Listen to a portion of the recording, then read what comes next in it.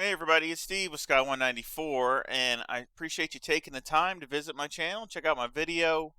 And we are here at Silverstone, and like the thumbnail says, I've been working on a setup for this Audi EVO, R8 EVO, and I have spent some time on this one. This is one of those setups that it went like super great, and then it just like I hit a brick wall, and I couldn't get it to react and drive like I wanted it to. So I ended up chasing like a dog chasing its tail, and I spent hours and hours. And it's a really good setup for the Audi. But also I want to go over before we dive into that. I want to go over some of my settings, like I said on the title, some of my graphic settings, and show y'all some tips and just stuff that maybe can help you all with any of the graphic settings and see what I have mine set at. So let's dive into that. Go to options and video, and here's my settings.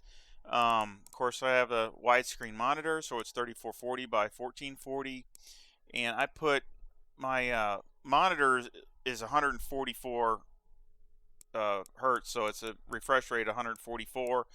So I cut it down 4 below that to keep it so it's not up against that. So I set it at a frame limit of 140.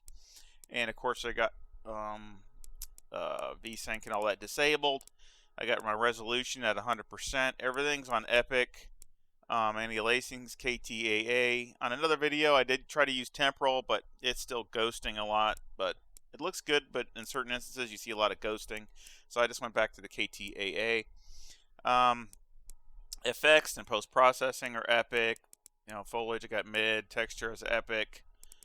Mirror 60 meters. I got the materials quality at high. This is a big one. This will definitely, as it says over there, if you put it, the higher you put it, it will drastically affect your frame rate. Bloom quality I got Epic. It'll definitely affect frame rate also. And post-processing, a lot of these, anti-aliasing does some, but the biggest ones are these shadows. The shadows, from what I've seen, definitely do that. But what I want to get into, as you can see, I got, I got fog at low because I don't care about fog, and motion blur is disabled. But what I really want to get into also too is this here is your custom video presets. This is a big, I think it's a really awesome thing that they added, that Kuno's added for this, and it's a quick way to go after different situations. So let's dive into that. So what I have here is I try to do 3 different kind of situations. So basically what you see there is epic low car. So basically if there's not that many cars, or like here I'm by myself, one car by myself, I can have it at these ratings, and all you do is hit load and go. And then let's say I'm doing some online, and let's say there's a good amount of cars, there's 25 30 cars. Well, then I can go, all I got to do is go over to here and hit load, and that's it. And as you can see, it I change the shadows, it drops down to high instead of epic, and some of the other things, basically bloom goes down to high, and all those kinds of things. I just basically just dial it back a little bit to gain a few more frames, which I need to put this back up to 140 actually. But and then of course to save it, you just go back in just like you do on the car setups, and I'll just save that to that. So now that's saved. And then of course if you have even more cars, then I basically just load that in. And basically it just, again, I just trying to take some of the,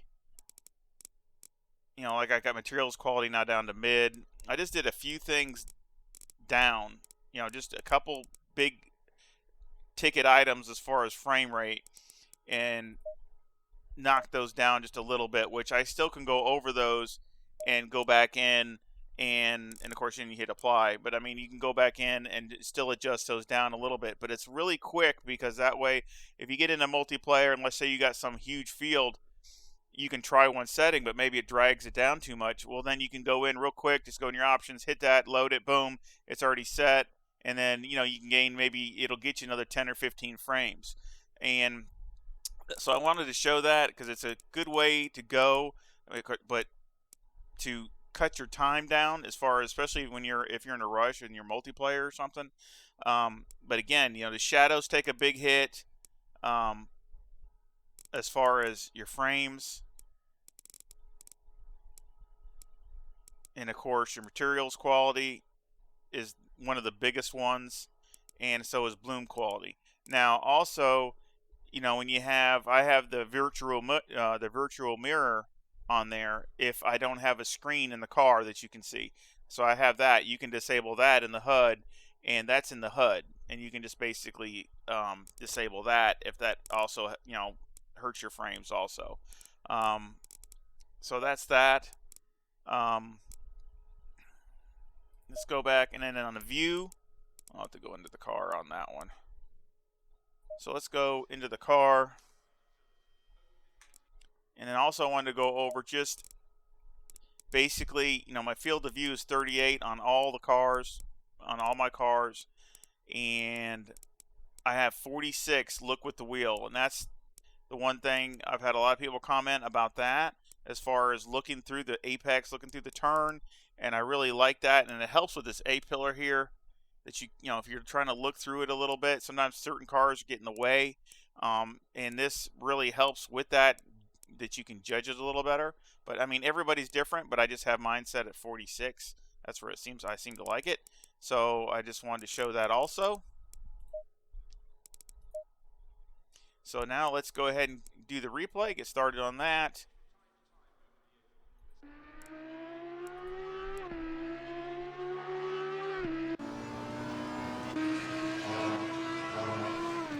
And we'll start this first. Basically, I hit the 50, right past the 50 is where I basically, my brake marker. Now this one here, I downshifted twice, but I actually go back to just downshifting once. So this was hit third and then went back up, but I'm kind of hesitant between either one of them. I'm not really sure which one I like. I kind of like going down to fourth better, just one gear. And then basically just these S's.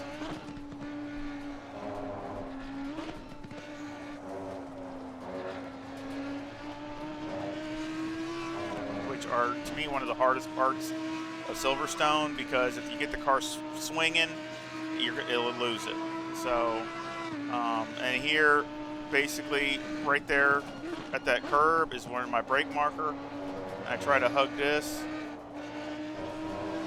Of course, you don't want to go past that because it'll get out of bounds. And then this curb right there is right past is where my brake marker is for the Audi.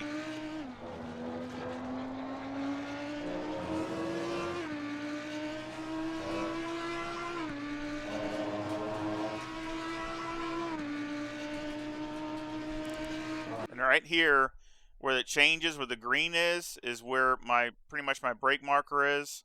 Or with the Audi, I downshift one and then turn. So you can see I'm on the brakes now. Try to cut that through there, and then run it all the way out. And then of course, let's go back. And then basically the curb starts right after the curb, right there. See, I'm on the brakes. So basically when I get past the beginning of this curve is I get on the brakes and downshift a second, and then try to cut it close to the sausage here if I can without hitting it. I kind of miss it on this one, I think. Yeah, it's not real bad, but I am a little wide. This is where that look helps that corner a lot.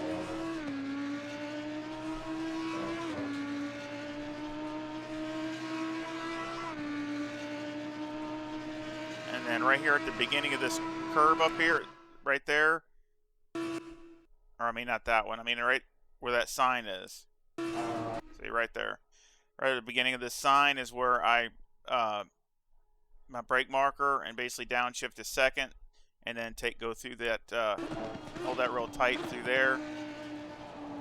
Try to keep my right side tires over the line so you don't get in trouble.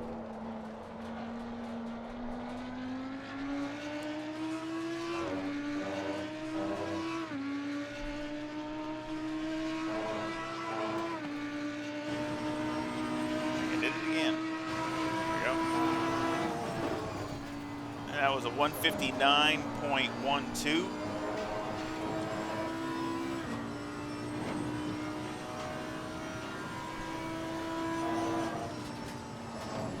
I got 54 liters. I started with 62.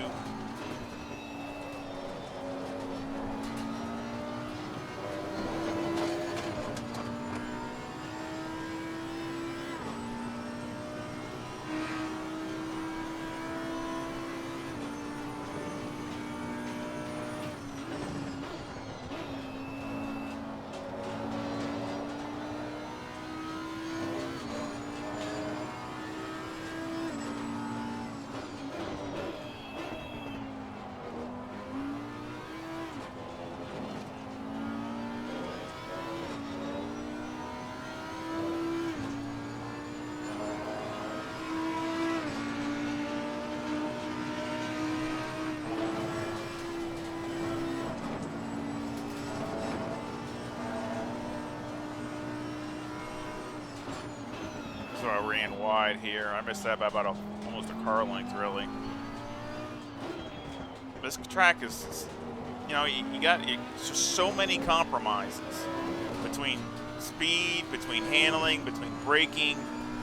This track just, you know, if you try to do better in one, it'll get you on another. It's pretty tough. It's tough. That's why I spent a lot more time on it than I thought I was going to have to, but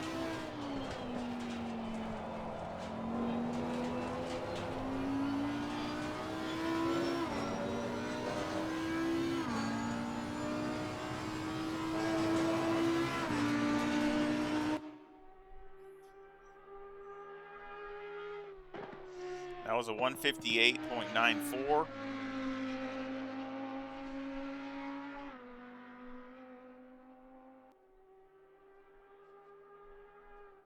And you got to be so careful through here that it can handle the bumps, it can handle, you know, the curbs, it can but you don't want the thing swinging around like a pendulum on a clock, because it'll lose it. You'll lose control. So, you know, if the car reacts too fast, it's bad. So it's just a really tough balance with this, especially with the Audi short wheelbase.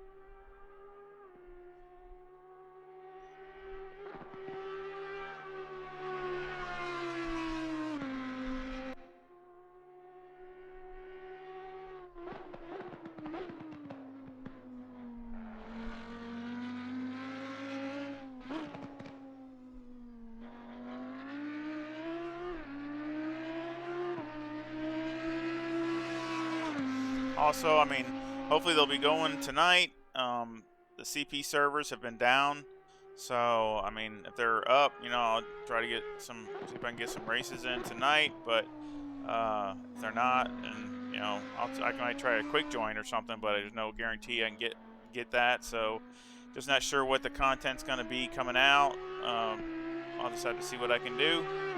Just wanted to let everybody know.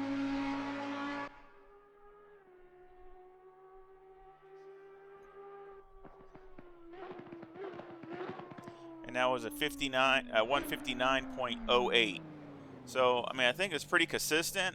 I'm really happy with the consistency of it. So let's get to the setup as far as the specs of it. Like I said, the fast lap was a 158.94. So the left front's 25.8. And so is the left rear. The right front is 27 and the right rear is 26.8. The toe is negative 0.05 and the camber is negative 4.0 with the caster at 14. The toe on the rear is 0.07 with the camber at negative 3.1. Now, I tried I played with the adjustments all over the place. I tried with taking a whole bunch of negative camber out. I tried with more negative, with more toe. I've tried all kinds of different stuff. And basically, this is what I come up with to where it had the best performance and was still, good wear. Not as the best wear that I would like, but if I went with a lot less negative camber, it really didn't help. It would still wear about the same, so it really wasn't that big a difference. It wasn't, for some reason, it wouldn't make hardly any difference. I tried so many different things trying to get the wear on the tires to be better, but everything I did didn't really matter. So electronics, I had it at 3 and 4. Fuel, 62 liters with the #1 brake pad. And what I mean by that is a lot of times you got light graining on the front, and I got them to where the rear didn't have any, but basically I could never get rid of the light grain on the front. I tried everything imaginable and nothing would get rid of it. So, and sometimes then I would get graining on the rear. So that's the one I really didn't want, but I just couldn't get rid of it. Anti-roll bar on the front is 4. Brake bias is 61. Steering ratio is 12 all the way down. The wheel rate or springs is 174,000 with the bump stop rate of 1200 and a bump stop range of 1. On the rear, the springs 163,000 with a bump stop rate of 600 and a bump stop range of 8. The anti-roll bar is 3 and the preload on the diff is 90. And again, I have tried so many different things here. It's endless. Different spring rates, different bump stop rates, any roll bar all over the place, different preload all over the place. I have tried so many different things, and this is the best that I could find to have a decent setup. The shocks, which you really need decent here with all the dips and bumps. On the front, it's 22, 14, 30, and 29. On the rear, it's 20, 10, 28, and 26. And I really think it helps a lot with the car staying glued to the track. I was really happy with that. Aero, again, I've just went crazy. I've tried so many different things here. Ride height was 56 in the front, and on the rear it was 62 with a 4 rear wing and a 4 and a 3 and the brake ducts. And all this, I've tried lowering it more. I've tried less wing, more wing. I've tried all kinds of different stuff, but basically that's the best I could get with it. And I will make this a regular setup, and I will put the link, of course, in the description. Of course, that front aero variation was a negative 2.5. And before I forget, I did run it with the aggressive, with just the steering ratio turned down, and I ran a 159.6 was the best I could run with it, which I was really happy because a 159.6 with just stock setup wasn't bad. I thought it was really good for the Audi. I was really happy with it. So I gained basically a good half a second, 5 to 6 tenths, but at least a half a second, a little over. So I'm really happy with that for that kind of time. And I hope you all try it. And comments and feedback are appreciated. And it's definitely fast. One of my faster times. I'm not sure if that's my personal best. If it's not, it's really close. So definitely a good time. But the Audi is definitely a great car. And I sure hope that you can enjoy it. And I sure hope you subscribe and hit the thumbs up if you haven't subscribed already, and hit the bell to be notified any new videos. And I sure hope you come back and visit soon. And y'all take care. See ya.